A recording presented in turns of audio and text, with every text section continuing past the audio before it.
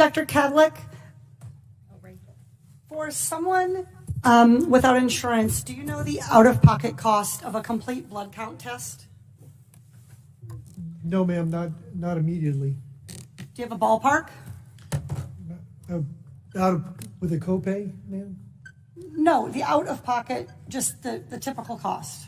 I do not, ma'am. Okay, a CBC typically costs about $36. What about the out-of-pocket cost for a complete metabolic panel? Ma'am, I'd have to pass on that as well. You have any idea? You want to take a ballpark? I would say $75. Okay, 58. Getting closer. How about flu A? The flu A test. Ma'am, again, I would take a guess at about maybe 50. 43. Flu, this is like the Price is Right. Flu B. Too high again.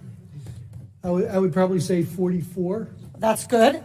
How about the cost of an ER visit for someone identified as high severity and threat? I'm sorry, ma'am, what was the question again? How about the cost of an ER visit for somebody identified as having high severity or high threat? High severity, but ma'am, that's probably about $3,000 to $5,000. Okay. That is $1,151. This all totals up to $1,331. That's assuming they aren't kept in isolation.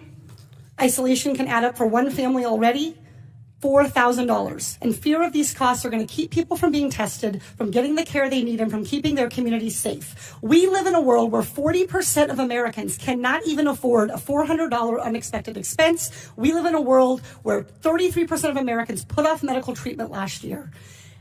And we have a $1,331 expense, conservatively, just for testing for the coronavirus. Dr. Redfield, do you want to know who has the coronavirus and who doesn't? Yes. Not just rich people, but everybody who might have the virus? All of America. Dr. Redfield, are you familiar with 42 CFR 71.30, excuse me? 42 CFR 71.30. The Code of Federal Regulations that applies to the CDC. 42 CFR 71.30. I think if you could frame what it talks about, that would help me. I don't relate. Dr. Redfield, I'm pretty well known as a questioner on the Hill for not tipping my hand. I literally communicated to your office last night and received confirmation that I was going to be asking you about 42 CFR 71.30.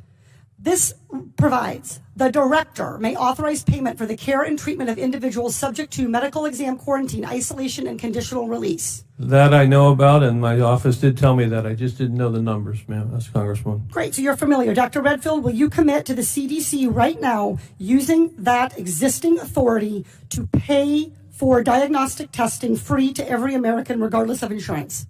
Well, I can say that we're going to do everything to make sure everybody can get the care they need. Reclaiming my time. Dr. Redfield, you have the existing authority.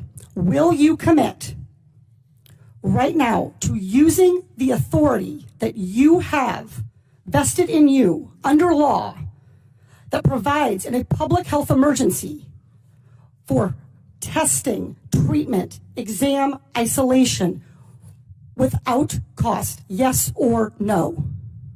What I'm going to say is I'm going to review it in detail with CDC and the department. Reclaiming my time. Dr. Redfield, respectfully, I wrote you this letter along with my colleagues, Rosa DeLaura and Lauren Underwood, Congressman Underwood and Congressman DeLaura. We wrote you this letter 1 week ago. We quoted that existing authority to you, and we laid out this problem. We asked for a response yesterday. The deadline and the time for delay has passed. Will you commit to invoking your existing authority under 42 CFR 71.30 to provide for coronavirus testing for every American regardless of insurance coverage? What I was trying to say is that CDC is working with HHS now to see how we operationalize that. Dr. Redfield,